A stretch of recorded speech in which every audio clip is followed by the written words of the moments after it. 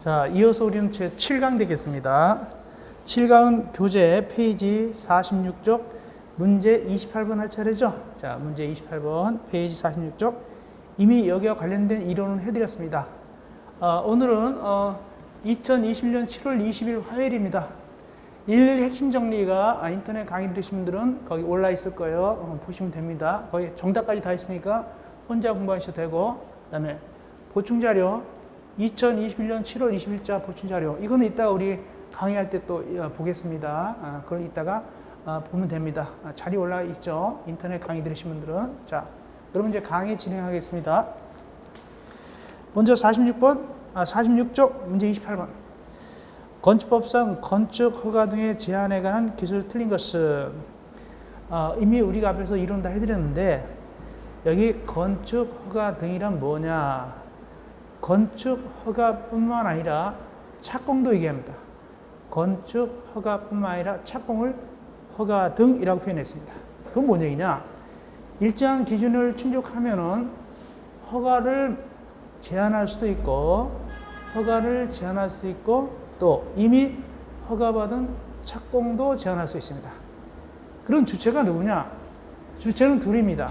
하나는 국토교통부 장관, 또 하나는 특별시장, 광역시장, 도의사가 되겠습니다. 이제 문제 풀겠습니다. 1번. 지금 틀린 거 그런 겁니다. 국토교통부 장관은 국토관리상 특필요하다고 인정할 때는 대통령령으로 정하는 바에 의해서 허가권자의 건축하나 허가받은 건축물의 착공을 제한할 수 있다. 그대로 맞죠?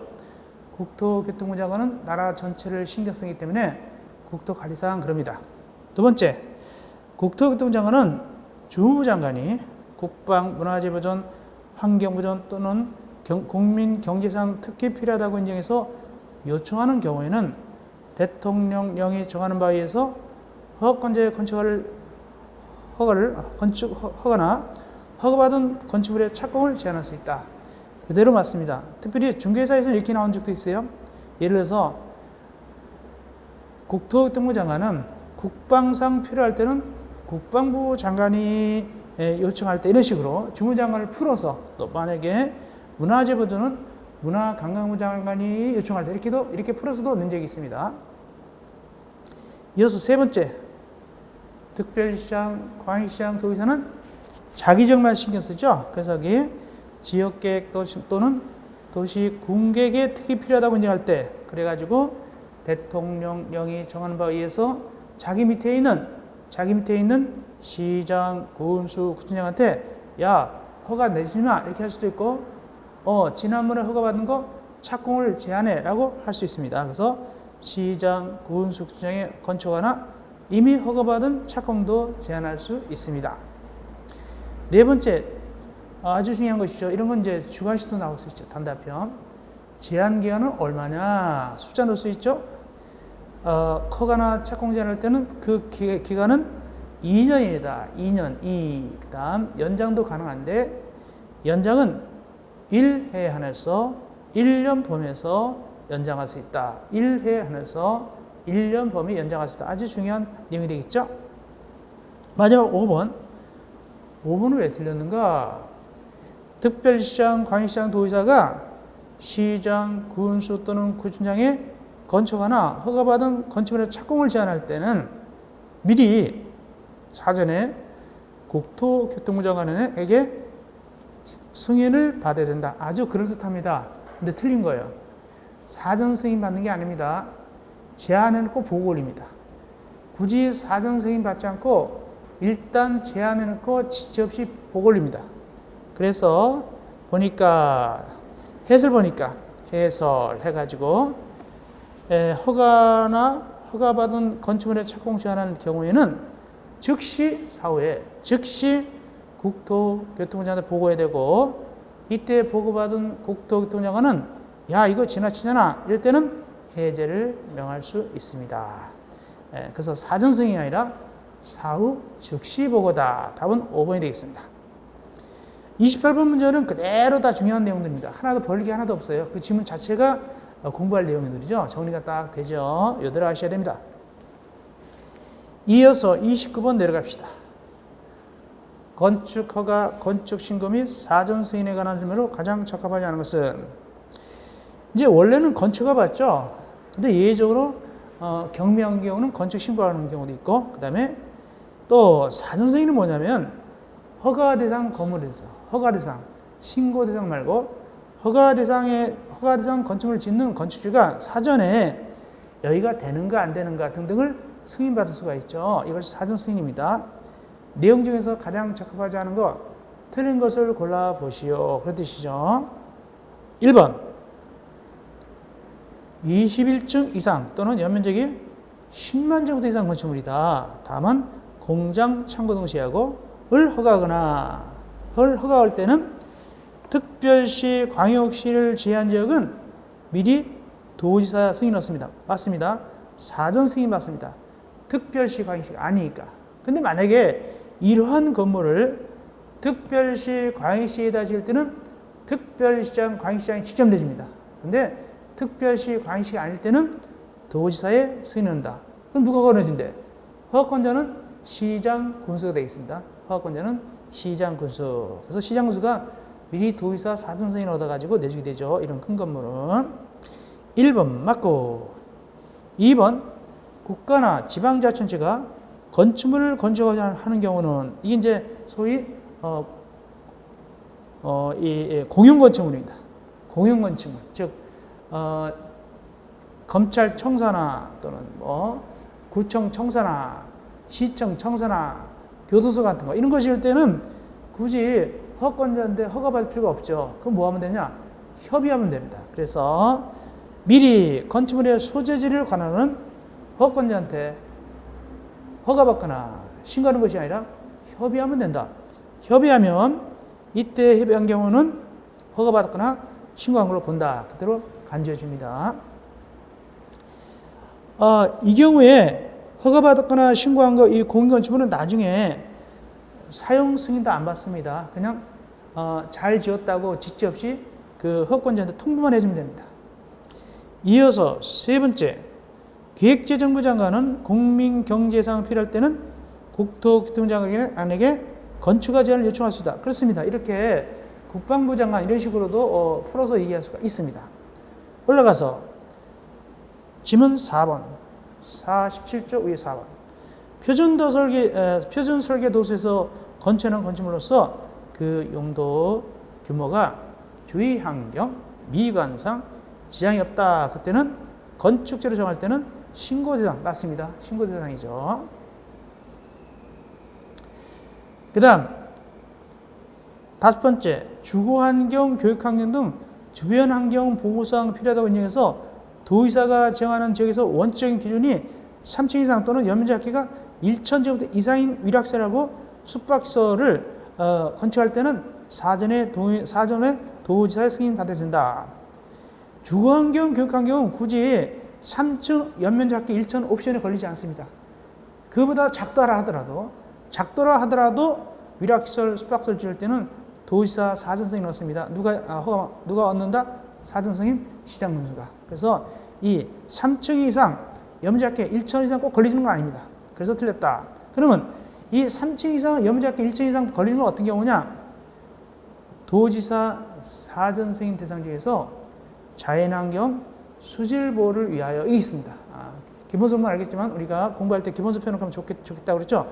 자연환경 수질 보호 위해서 이럴 때는 3층 이상이거나 연면적기 1,000 이상이거나 연면적 1,000제곱미터 이상 이런 조건이 들어갑니다. 그러므로 5번은 들어가지 않단 말이죠. 그런 기준은 꼭 맞추지 않단 말이죠. 그래서 5번이 틀렸습니다. 이어서 30번 가시겠습니다.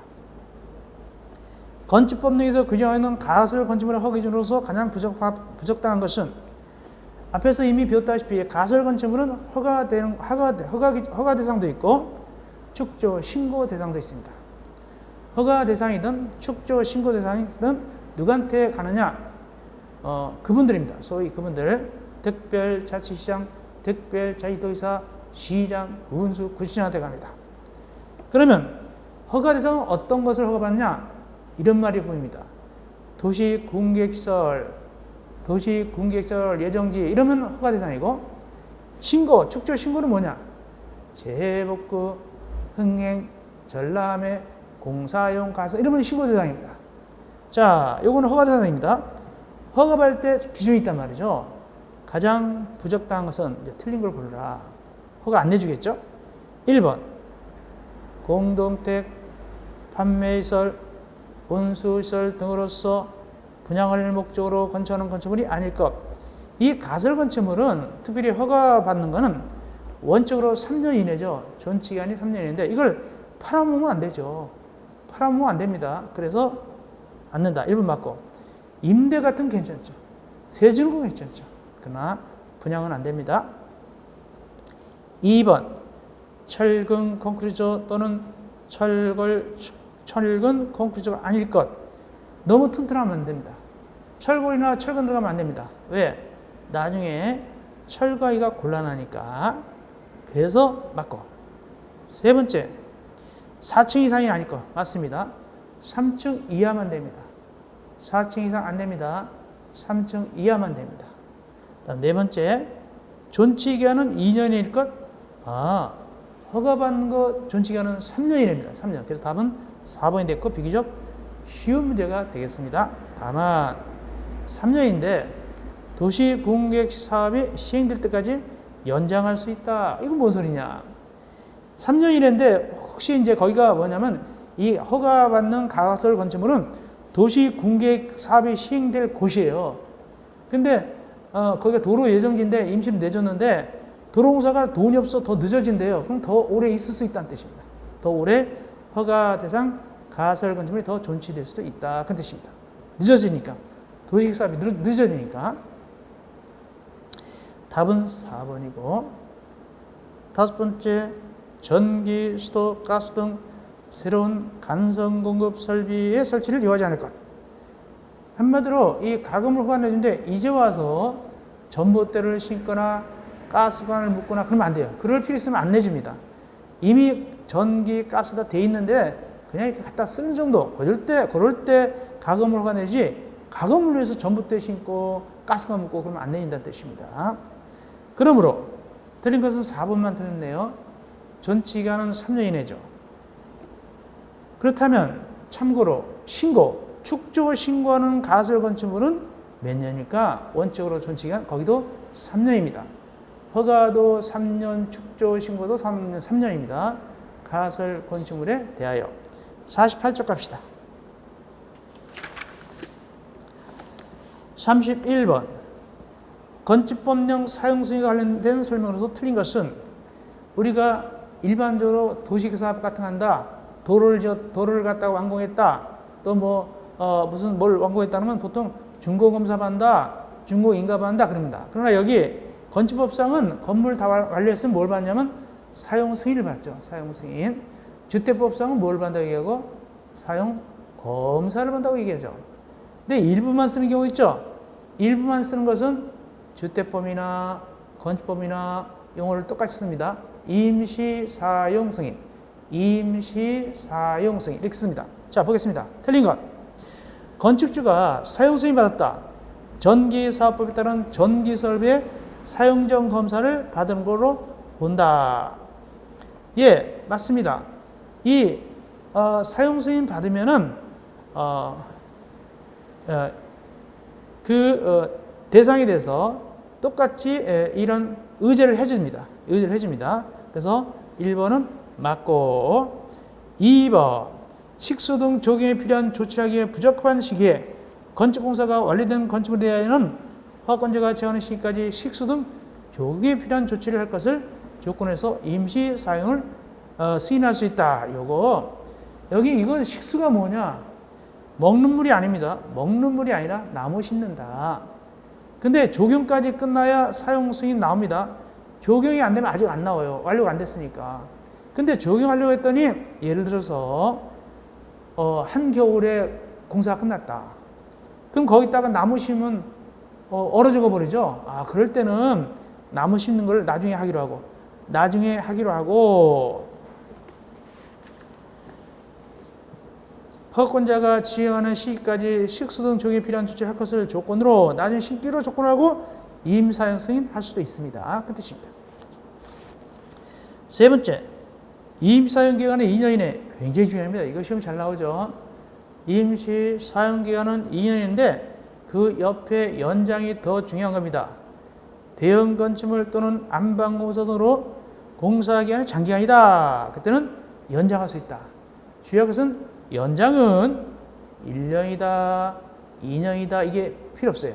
이게 안 들어갑니다. 그냥 연장할 수 있다. 그러면 시험지 낼 때 만약에 연장은 1년까지다 그러면 틀린 거예요. 거기 후반부에는 몇 년이 안 들어가는 것이 특성입니다.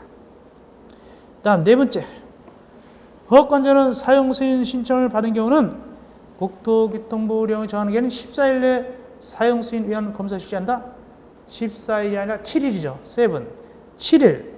7일 내 검사 실시하고 합격하면 내줍니다. 합격하면 내줍니다. 다만 지방자치단체 조례로 정할 때는 검사 안 하고도 내주는 경우가 있습니다. 사용 승인 안 하고도 내줄 수가 있다. 사용 승인 내줄 수 있습니다. 검사 안 하고도. 그런데 일반적으로는 7일 내 검사해서 합격하면 내줍니다. 그래서 4번이 틀렸다. 14일이 아니라 7일이다. 다섯 번째, 건축주는 사용 승인 얻은 후가 아니면 원적으로 건축물을 사용하거나 사용하게 할 수 없다. 당연하죠. 건물 사용 승인 받아야 자기가 쓰든가 세를 주든가 하겠죠. 여기 사용하게 한다는 뜻은 세 같은 거 준다는 뜻이죠. 사용 승인 끝나야 되는 거니까 당연한 것입니다. 맞다. 그렇다면 틀린 것은 4번이 되겠습니다. 이어서 32번 건축 허용 오차. 건축 허용 오차는 일부러 저게 해설을 잘 해놨습니다. 49쪽 위에 해설이 되어 있는데 지금까지 한 3문제 정도가 나온 적이 있어요. 건축 허용 오차. 그래서 해보겠는데 거기 하나는 뭐 대지 관련이 있고 건축물 관련 허용 오차가 있습니다. 대지 관련 또 하나 건축물 관련. 그럼 어떻게 외우느냐? 일단은 거기 건표라고 용적률만 띄어서 외웁니다. 일단 건표율 용적률 표 보고서 외워보면 이렇습니다. 건표율은 거기 0.5% 이내. 다만 건축면적을 5제곱미터 초과할 수 없다. 위에 거기 49쪽 위에 해설.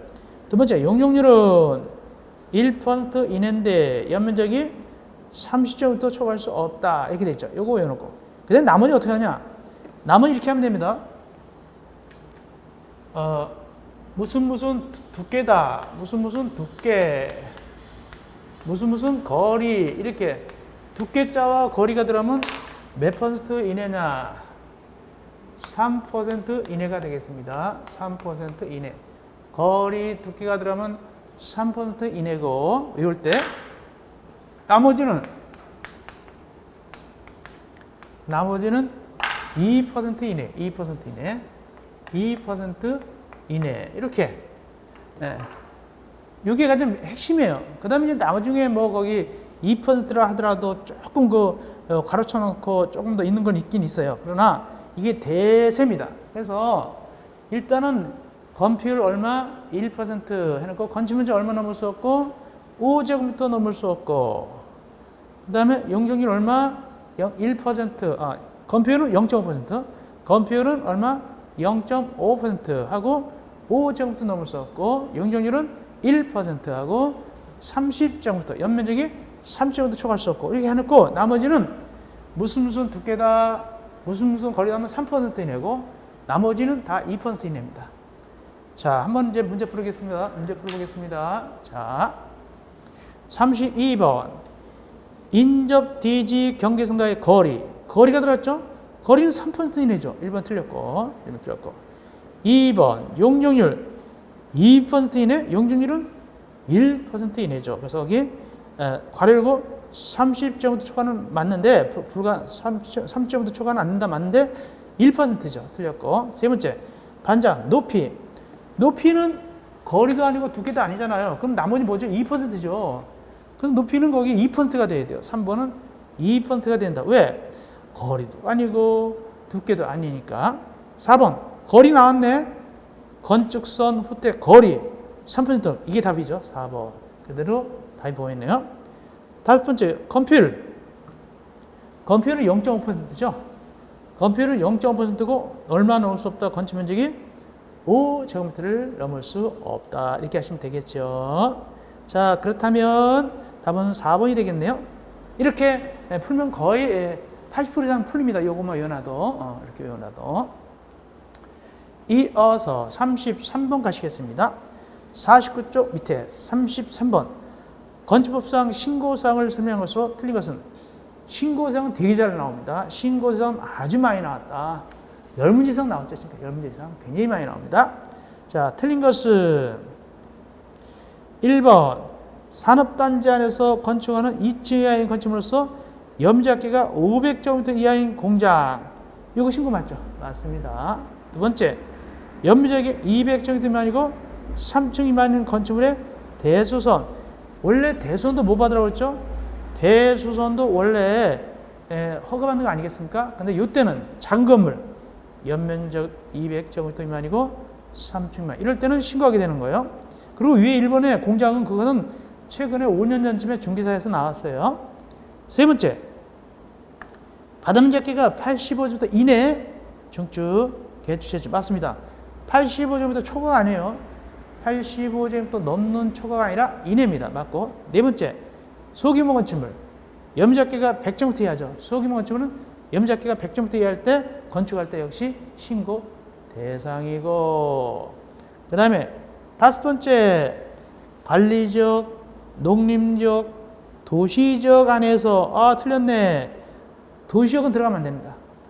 도시적은 들어가면 안 되고 뭐가 대신 들어갈까요? 관리적, 농림적, 도시적 대신에 자연환경 보존적.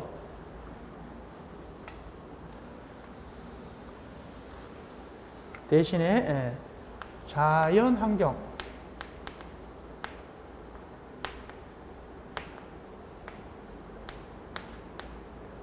자연환경 보존적이 들어가야 돼요. 도시적 대신에. 그래야 틀렸다.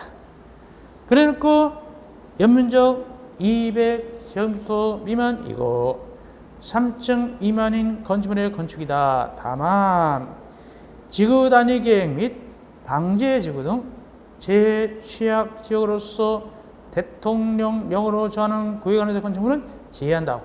후반보다 맞습니다. 뭐 때문에 틀렸다? 용도 지역 때문에 틀렸다.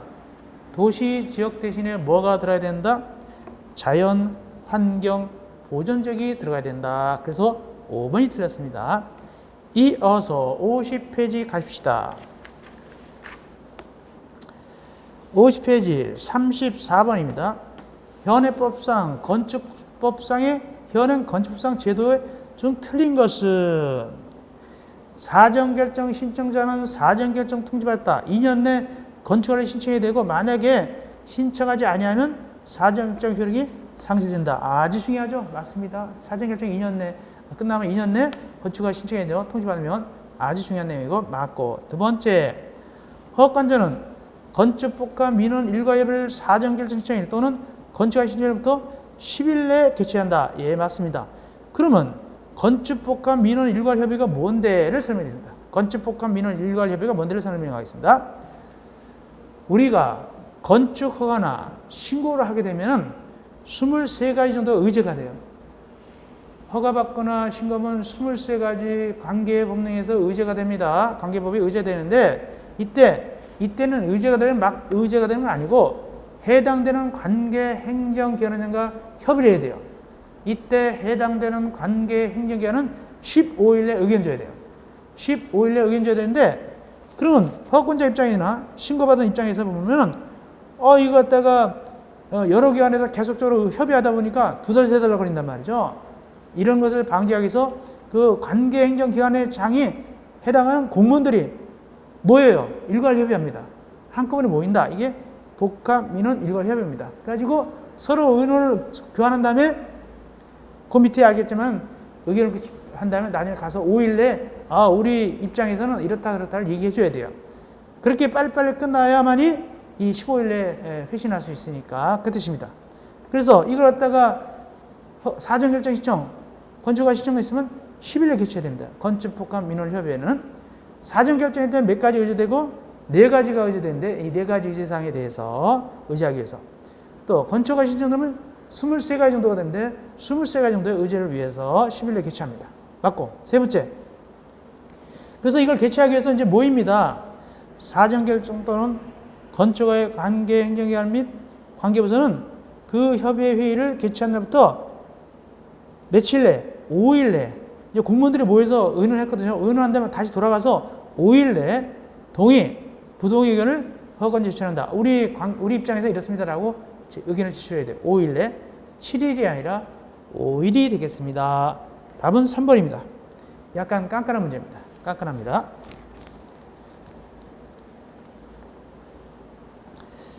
다음 동그라미 4번. 이건 예치금입니다. 이 예치금은 시험제 많이 나온 표현이죠. 중요하죠. 즉 큰 건물을 짓다가 4번 내용입니다. 큰 건물을 짓다가 중도에 서버리면 미관에도 안 좋고 안전관리에도 안 좋습니다. 그래서 미리 허권자가 야, 너 큰 건물 짓지? 돈 맡겨놔. 너 나중에 안 할 때 우리가 그 돈 찾아다가 대신 안전관리도 하고 미관도 개선할 테니까 그겁니다. 그럼 얼마나 큰 건물을 지을 때 이 건축주가 돈 몇 개 되냐? 연면적 1,000제곱미터 이상. 원적으로 연면적 1,000제곱미터. 1,000 시험지 나왔어요. 연면적 1,000 이상. 1,000 시험지 나왔고 얼마 돈을 맡겨야 되는데 밑에 건축공사비의 1% 이상. 1% 1 이거 시험지 나왔습니다. 중간시도 나오고 객관시도 나왔습니다. 자, 읽어보겠습니다. 맞는 얘기니까. 4번 허가권자는 연면적이 1,000제곱미터 이상으로서 지방자치 조례로 정하는 건축물에 대해는 착공신고를 하는 건축주에게 장기간 건축물의 공사 현장에 방치된 것을 대비해서 미리 미관 개선 및 안전관리에 필요한 비용을 건축공사비의 1% 포함해서 안에서 예치하게 할 수 있다. 그렇습니다. 맞습니다. 이거 1,000하고 1%를 꼭 외우셔야 됩니다. 중간시도 나올 수 있습니다. 1,000, 1%. 그래가지고 요 돈을 예치했는데 나중에 밑에 5번 갑니다.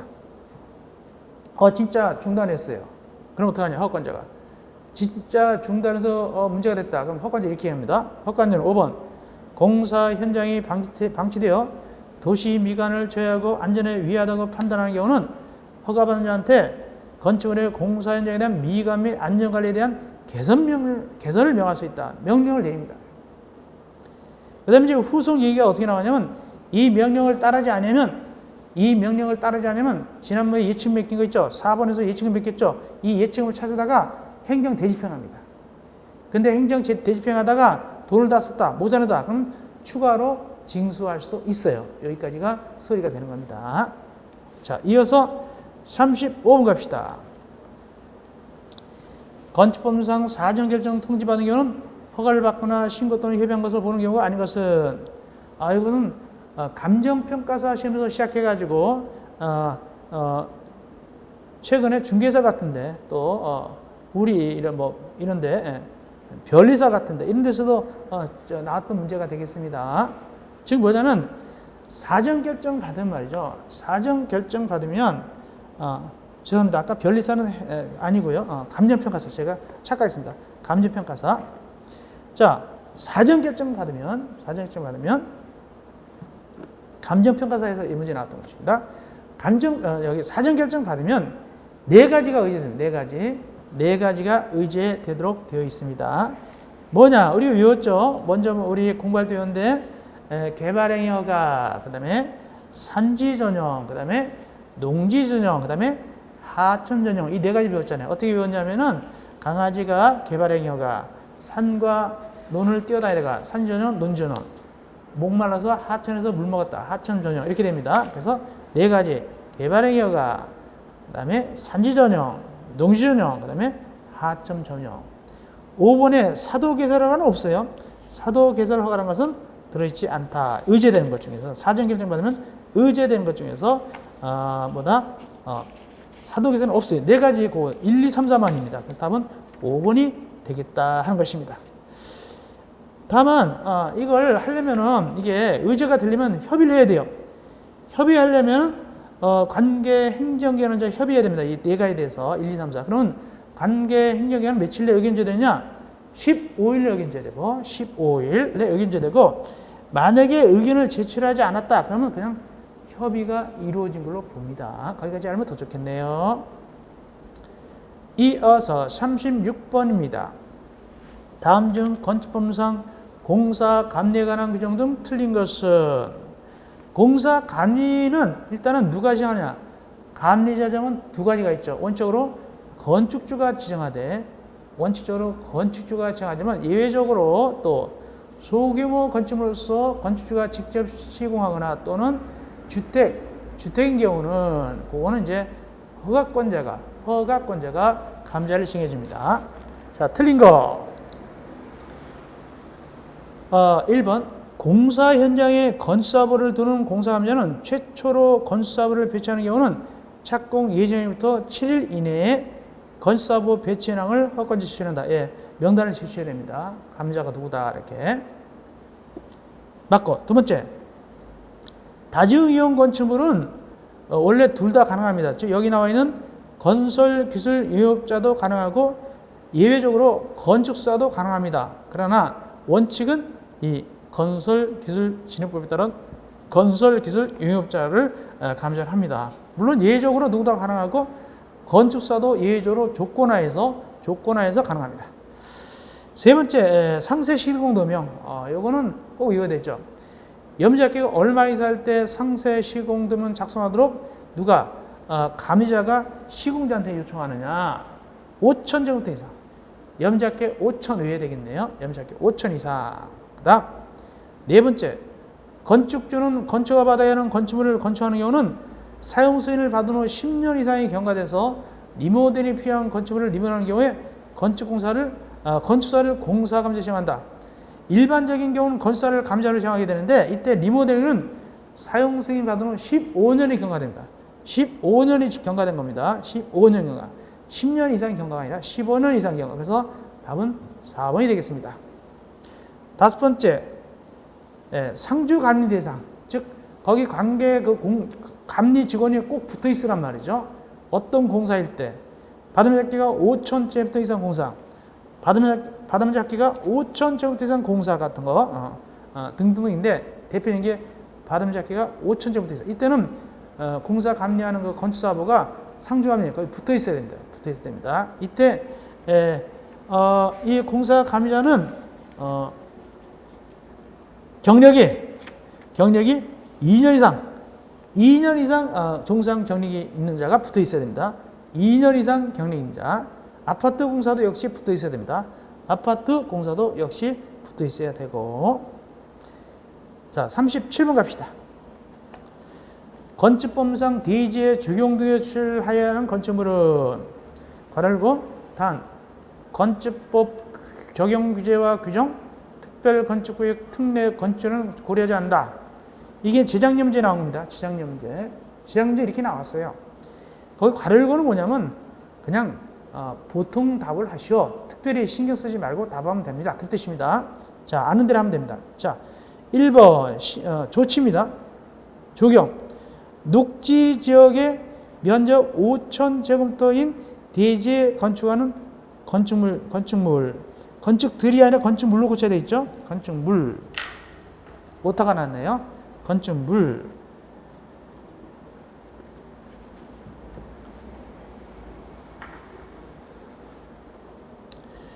자, 원래 대지면적 얼마 이상일 때 조건입니까? 대지면적 200제곱미터 이상일 때 조건입니다. 적용 조건입니다. 대지면적 200제곱미터 이상일 때 적용하라. 이게 시험지 나왔죠. 200 적는 거 중간시 나왔죠. 그런데 1번 녹지 지역은 말이죠. 면적에 상관없이 용도에 상관없이 적용할 필요가 없다. 배웠죠? 녹지역은 예입니다.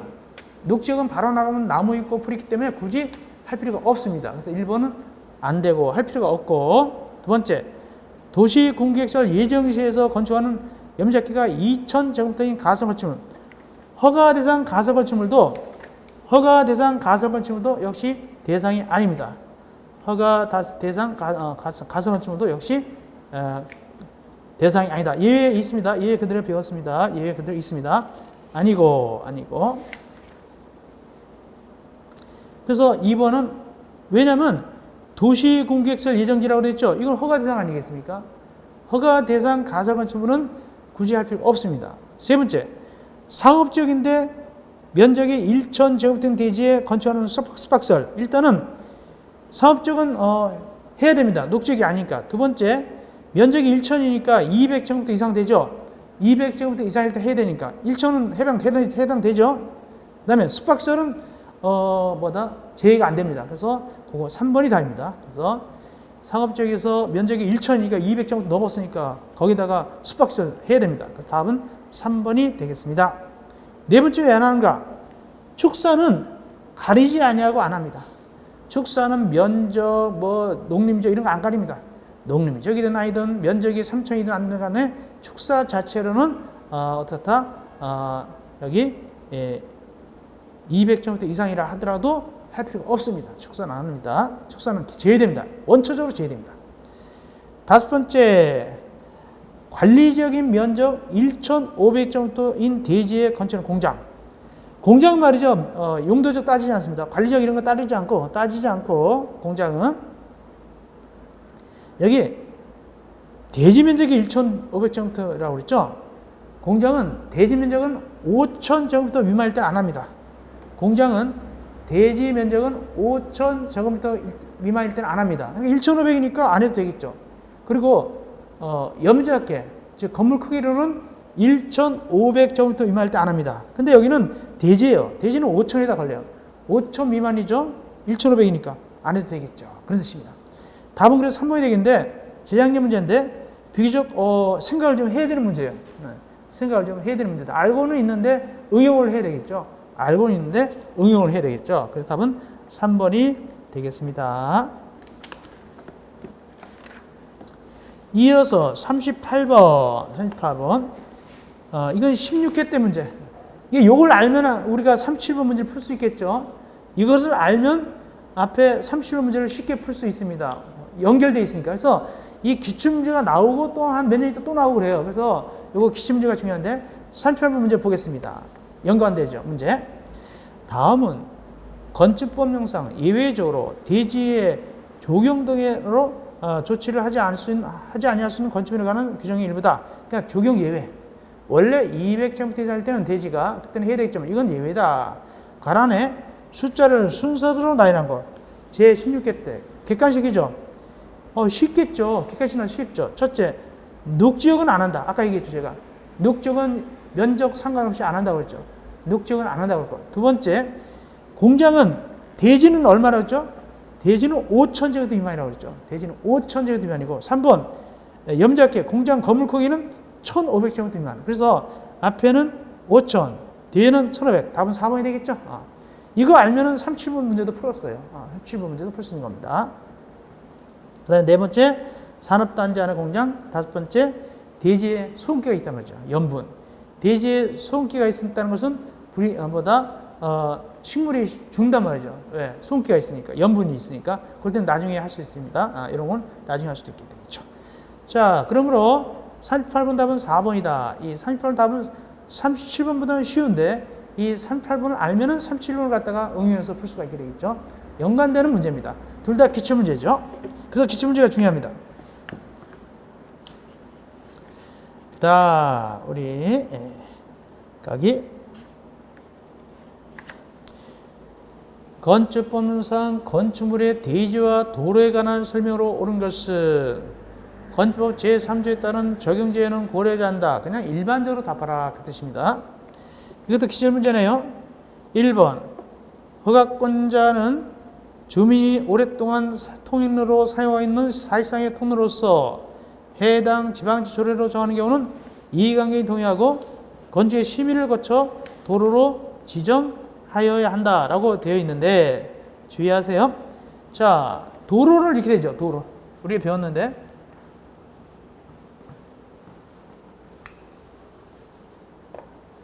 도로는 점 지정, 변경, 폐지가 있게 되는데 이때 다 뭘 거쳐야 된다? 이해관계인이 거쳐야 돼. 이해관계인 동의를 거쳐야 되는데 이해관계인 동의. 그런데 이 처음 지정할 때 변경이나 폐지는 꼭 거쳐야 됩니다. 그런데 처음 지정할 때는 예외가 있다. 예외가 있습니다. 처음 지정할 때는 이해관계인 동의 안 받는 경우가 있어요. 예외. 어떤 경우냐면 두 가지가 있는데 첫째는 여기 나와 있는 대로 동그라미 여기 1번처럼 주민이 오랫동안 통행로를 이용하고 있어가지고 도로 정해가지고 도로 정할 때는 이해강의 동의 안 받아도 괜찮아요. 그래서 그 1번은 이해강의 동의를 빼야 돼요. 그냥 건축위원회 심의만 거치면 됩니다. 그래서 1번이 틀렸다. 1번 틀렸고. 또 하나 예외가 뭐냐면 처음 지정할 때 예외가 뭐냐면 외국에 나간 거예요. 외국에 나가가지고 그 사람 동의받기 어려요. 외국에 나가가지고 장기간 있거나 그래가지고 동의받기 어렵다. 이때도 역시 처음 지정할 때는 이해강의 동의 안 받고 그냥 건축위원회 심의만 거치면 지정할 수 있습니다. 이렇게 두 가지 예외가 있습니다. 지정할 때. 그런데 변경이나 폐지는 예외가 없습니다. 반드시 이해강의 동의 받아야 됩니다. 1번 틀렸고. 두 번째, 요건 이따 하고. 세 번째, 도로 면허부터 높이 4.5m 이하의 출입구, 창문 그 밖에 이하상 구조물은 열고 닫을 때 건선의 수직면을 넘는 구조로 할 수 있다. 안 되죠. 수직면을 넘는 구조로 하면 돼. 넘어가면 안 된다고 그랬죠. 이렇게 미닫이하거나 안으로 당겨야 된다고 그랬죠. 몇 미터 이하일 때는 4.5m 이하일 때는. 그래서 틀렸고. 구조할 수 없어요. 그 다음 4번. 건축물의 주변에 건축에 관한 녹지가 있다면 2m 안접해도 괜찮죠. 다만 이 녹지가 있긴 있는데 건축이 가능한 녹지면 안 됩니다. 건축이 금지된 녹지가 있어야 되죠. 그러니까 4번은 그림 그림을 있죠. 4번은 이미지를 그림 그려드린다면 4번 이미지 그림 그립니다. 여기 이제 2m 여기 대지가 있고 도로 있으면 2m 접해야 되잖아요. 근데 2m 안 접해도 괜찮다. 왜? 여기 공원 같은 게 있고 이런데 뭐 녹지가 있으면. 근데 이 공원이 있다고 해서 또 녹지가 있다고 그래서 무조건 안 하는 것은 아니고 무조건 안 하는 것이 아니라 여기가 건축이 금지되죠. 건축 금지라는 조건이 있어요. 건축 금지돼야 돼요. 근데 거기 건축이 가능하대요. 그러면 안 돼요, 이거. 그러면 그쪽으로 낼 수가 없어요. 건축이 가능하다면 거기 막힐 거 아닙니까? 건축이 금지돼야 돼요. 그래서 4번도 틀렸고. 다섯 번째, 건축물과 담장, 지표 아래의 창고에서는 건축선의 수직면을 넘으면 안 된다? 지표 아래는 넘어갈 수 있어요. 지표 아래는 넘어갈 수 있죠. 그래서 틀렸습니다. 그렇다면 맞는 것은 2번이 되겠네요. 그죠? 자, 2번을 갖다가 그림 그려서 해보겠습니다. 동그라미 2번. 동그라미 2번입니다.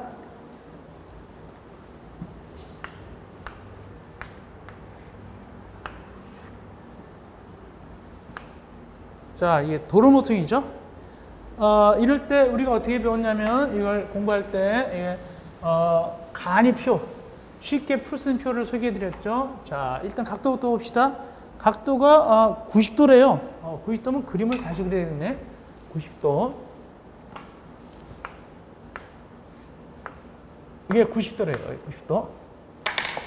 요 각도가 90도고, 이게 90도고. 그 다음에 도로 하나가 몇 미터래요? 각각 6m래요. 6m. 그러면 여기도 6m고 여기도 6m가 되겠네. 도로가. 그러면 우리가 건선을 그을 때 어떻게 그린다고 그랬죠? 이렇게 삐딱하게 그린다고 그랬죠? 삐딱하게 그린다고 그랬죠? 그러면 건물을 어디다 짓게 된다? 이 뒤에 이렇게 건물을 짓게 되죠? 근데 요거 후퇴한 거 요거 뺀다 안 뺀다? 요거 후퇴한 거 뺀다 안 뺀다? 뺀다 그랬어요. 그죠? 그래서 건물이 작아진다고 그랬어요. 이겁니다. 자, 이럴 때 우리가 공부할 때 이거 쉽게 푸는 방법은 일단은 두 개 다 몇 미터 미만이라고 했죠? 8m 미만이어야 되잖아요. 근데 여기 조건에 보니까 6m니까 8m 미만 맞네.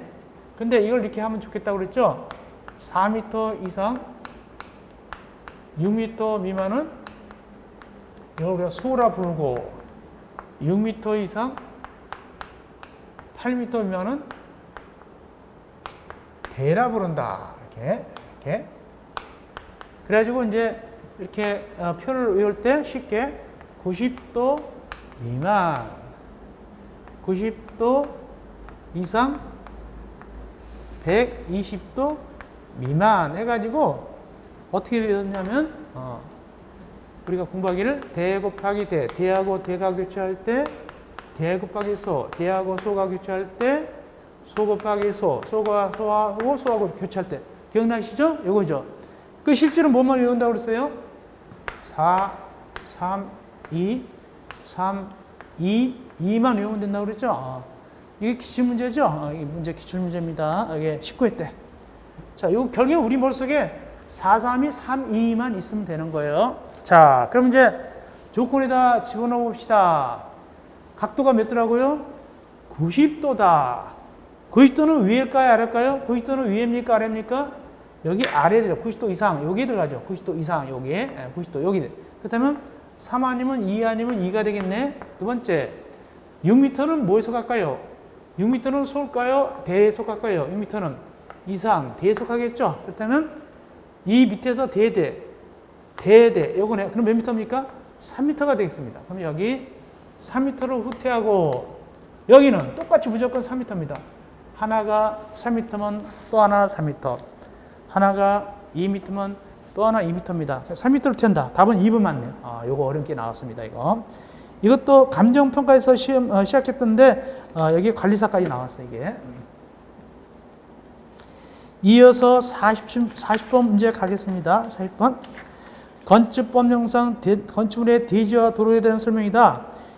옳지 않은 것, 틀린 것을 골라보시오. 20회 때 문제네요. 3년 전쯤 문제입니다. 1번.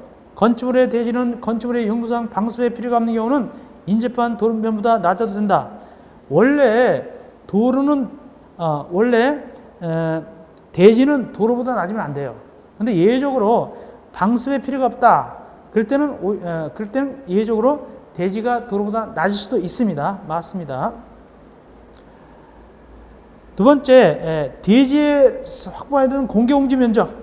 공개공지 면적은 중개사 심의에서 나온 적이 있어요. 대지 면적의 100분의 10 이하 범위에서 건축으로 정한다. 맞습니다. 중개사는 100분의 15라고 내서 틀린 적이 있어요. 100분의 15가 아니라 100분의 10입니다. 맞고. 세 번째,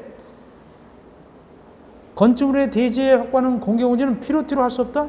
피로티로 할 수 있다고 그랬잖아요. 그렇죠? 피로티로도 할 수 있다고 그랬죠. 그래서 3번이 틀렸습니다. 비교적 쉬운 문제입니다. 쉽게 문제가 나온 겁니다. 네 번째, 해당 건축물의 출입에 지장이 없다고 인정되는 경우는 건축물 대지는 도로에 2m 이상 접할 것이 요구되지 않는다. 그렇습니다. 출입에 지장이 없으면 굳이 2m 접할 필요가 없어요. 다섯 번째, 지표 아래 부분을 제외하고는 건축물과 담장은 건축선의 수직면을 넘어서는 안 됩니다. 맞죠? 지표 아래는 괜찮고 나머지는 넘어가면 안 되죠. 그대로 나온 얘기가 또 나왔네요. 그래서 40번 문제는 비교적 쉬운 문제고 39번은 약간 깐깐한 문제가 되겠습니다. 그래서 40번 문제보다는 39번 문제가 좀 더 어려운 문제가 되겠어요. 이어서 41번. 건축법상 대지에 관한 설명으로 옳지 않은 것은 대지란 공간정보 구축 관리되는 법률에 따라서 각 필지로 난 토지를 말한다. 맞죠? 그 필지로 대지가 되죠. 그런데 다만 대통령령으로 정한 토지는 둘 이상 필지를 하나의 대지하거나 하나 이상 필지 일부를 하나의 대지로 할 수 있다. 맞죠? 둘 이상 필지 하나 하는 건 6가지가 있었고 하나 이상 필지 하나 하는 건 5가지가 있었고 그림 그려서 다 설명드렸어요. 제가. 두 번째, 대지는 인접한 도로보다 낮으면 안 된다. 다만 대지 안에 배수의 지장이 있거나 건축물의 용도상 방수의 필요가 없다. 이때는 인접한 도로보다 낮아도 괜찮죠. 세 번째, 상업적에 해당하는 용도 받음잡기가 5,000제곱미터 이상 종교설인 경우는 건축물 대지에 공개공지 공간을 확보해야 됩니다. 맞죠? 여기 공개공지 공간 받음잡기 5,000 이상이죠. 종교설도 들어가죠. 상업적 들어가죠. 맞습니다. 네 번째, 대지에는 빗물 오수를 배출하거나 처리하기 위해서 필요한 하수관, 하수구, 저수탱크, 그 밖에 이하 유사한 시설을 해야 된다. 당연한 것이죠. 다섯 번째, 성토, 절토하는 부분의 경사도. 대지에 있어. 성토, 흙을 쌓는다. 절토, 흙을 깎아내는 겁니다. 이런 부분의 경사도가 1.5대 1로서 높이가 1m 이상일 때는 옹벽 설치한다. 높이가 1m 이상일 때 옹벽 설치하는 건 맞습니다. 그런데 경사도가 1.5대 1이 아닙니다. 경사도가 1.5대 1이 아니라 1대 1.5입니다. 경사도가 1대 1.5다.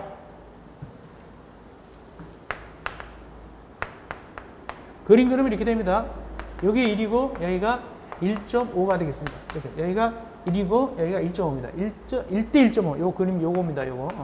1대 1.5입니다. 1.5대 1이 아니라. 좀 헷갈리게 해봤어요. 한번. 그래서 5번이 틀렸다. 마지막 42번입니다. 건축법령상 건축선에 관한 설명 중 가장 올바르게 된 것은 건축선은 도로, 공원 등 공공시설을 부하기 위해서 건축 가능성을 수취한 것으로서 건축선을 넘어서는 어떤 건축물로도 건축할 수 없다? 땅 밑은 괜찮잖아요. 지표 아래로는 괜찮잖아요. 그죠? 지표 아래로는 괜찮잖아요. 땅 밑으로는 들어갈 수 있죠. 뭐 창고 같은 거 들어갈 수 있죠. 그래서 1번 틀렸고, 어떤 건물도 안 된다? 될 수도 있죠. 두 번째, 도로 너비가 건설의 법에서 정하는 소유는 미달하는 경우로서 반대편에 하천이 있으면 하천 있는 경계선에서부터 소유 너비 2분을 후퇴해서 건축선 정한다. 자, 동그라미 2번 그림 들어간다. 동그라미 2번은 이렇게 되죠.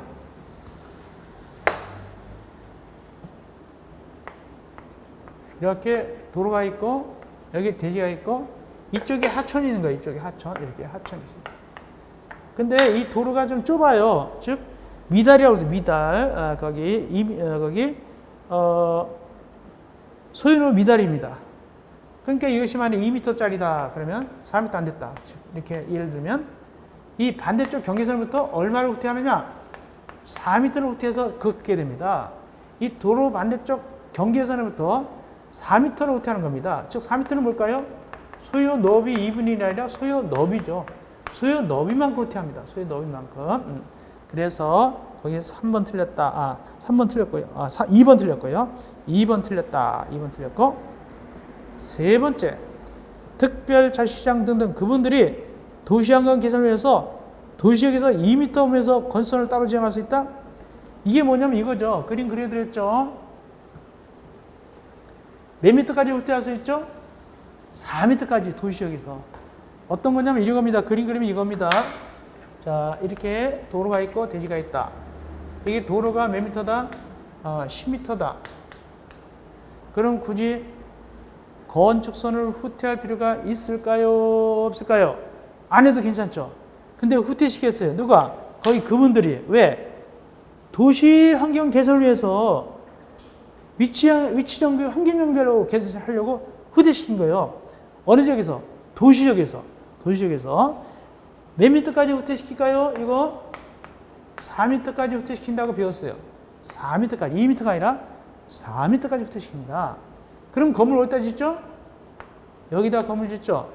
근데 중요한 것은 요거 후퇴한 거 대지면적에 들어갈까요? 안 들어갈까요? 요거 후퇴한 거. 잘 생각하고 대답하세요. 요거 후퇴했던 거 대지면적에 들어간다고 배웠어요? 안 들어간다고 배웠어요? 포함시킨다, 안 포함시킨다? 이거는 포함시킨다고 그랬어요. 요거는 포함시킵니다. 그러니까 위치만 뒤로 밀리지 건물 크기는 똑같아요. 왜? 대지는 잡아주니까. 요건 다른 건 빼도 이건 다 포함시킵니다. 여기도 빼죠. 위에 거 이거 모퉁이도 뺐잖아요. 요거는 포함시킵니다. 자, 4번 갑시다. 4번 문제 이제 드디어 4번 나왔는데 제가 일부러 이걸 안 지웠어요. 이거 써먹으려고. 자, 4번의 문제는 뭘까요? 7m와 6m짜리가 교차하네? 자, 요거 7m로 잡읍시다. 요거 7m로 잡읍시다. 이거 6m 잡고, 여기 7m, 6m다. 두 가지 교체했네. 그 다음에 각도가 얼마래요? 각도가 70도래죠? 70도, 각도 70도. 이게 만약에 70도다. 그럼 70도다. 그러면. 자, 그럼 몇 미터 찍을 것인가? 요거 몇 미터 찍을 것인가? 요거 몇 미터 찍냐를 물어보는 겁니다. 자, 몇 미터 찍을 것인가? 요거. 자, 일단은 70도면 위입니까? 아래입니까? 70도면 위다, 아래다. 70도는 여기 90도이 아니니까 위죠. 위에가 되겠고. 그러면 4, 3이 중 하나고. 두 번째, 7m는 대고 6m도 되죠? 그러면 여기 위에서 대하고 대하고 쳤다. 여기는 4m네. 대 4m. 여기 4m죠? 거기. 네. 4m를 각각 후퇴해서 두 점을 연결한 선이죠. 이거 이렇게 해서 답은 4번 맞습니다. 4번이 맞습니다. 자, 5번 왜 틀린가 봅시다. 그분들이 이거는 거기 아까 동그라미 3번으로 연결됩니다. 위치나 환경을 정비하기 위해서 지정한 건성과 도로 사이 부분은 대지 면적 계산할 때 빼준다? 아니죠. 요거. 아까 그림 그렸어요. 여기서 플러스 시킨다고 그랬죠? 플러스 시킵니다. 이건 포함시킵니다. 그래서 맞는 건 4번이 되겠습니다. 종합 문제였습니다. 건축선에 관한 종합 문제였습니다. 가장 어려운 것 지문 4번도 풀어드렸습니다. 7m, 6m, 10도 이것도 풀어드렸어요. 자, 여기까지 해서 우리가 이제 7강을 끝내고 다시 이제 이론을 갈 거예요. 이론 7강을 끝내고 이제 8강에서는 이론을 어디로 가냐 하니까 제4장 건축물의 구조 등을 갈 것인데 우리 8강에서 만나 뵙겠습니다.